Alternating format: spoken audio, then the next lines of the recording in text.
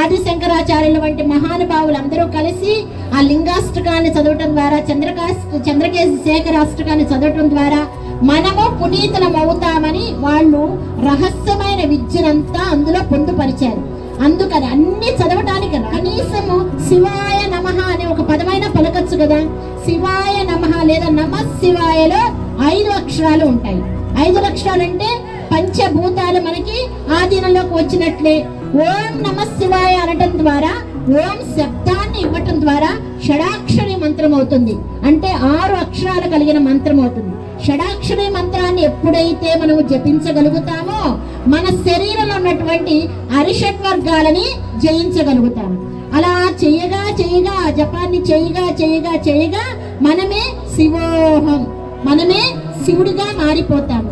ఇంకొకటి అమ్మలందరికీ చిన్న మనవి, ప్రతిరోజు సాయంత్రము ఉదయము దీపారాధనతో పాటు ప్రతి పౌర్ణమికి తప్పనిసరిగా లలితా సహస్రనామము చేసుకుంటూ ఆవు పాలని మరియు నాటు ఆవు, జెర్సీ ఆవు కాకుండా నాటు ఆవు పాలు వీలుంటే కొంచెం సేకరించైనా సరే, అంత చిన్న గ్లాసు పాలు చాలు, రూపాయి కాయిన్ను లేకపోతే చిన్న ఉంగరాన్ని అక్కడ పెట్టి లలితా సహస్రనామం చదువుకుంటూ ప్రతి పౌర్ణమి రోజు అమ్మవారిని ఆవు పాలతో అభిషేకించి ఆ ఆవు పాలలో చందమామని వీక్షించి హారతిచ్చుకోండి.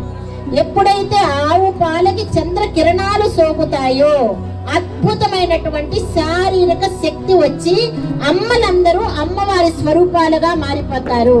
అమ్మలు ఎప్పుడైతే అమ్మవారి స్వరూపాలు అవుతారో వీళ్ళందరూ ముద్దు బిడ్డలైన వినాయకులు మరియు కుమారస్వాములే.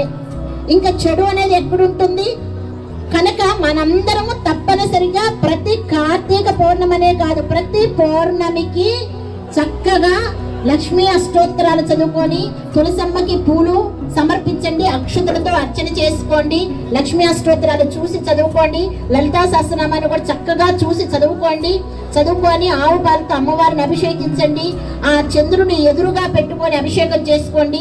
ఆ పాలను అందరూ స్వీకరించేవారు. అమ్మవారు వస్తున్నారట, పిల్లలందరూ ఎలుగెత్తి పిలిచారని చెప్పి నెమ్మదిగా అల్లనల్లన చక్కగా వెండి దేనిలో వస్తున్నారు, పల్లకిలో ఊరేగుతూ వస్తూ ఉన్నారు.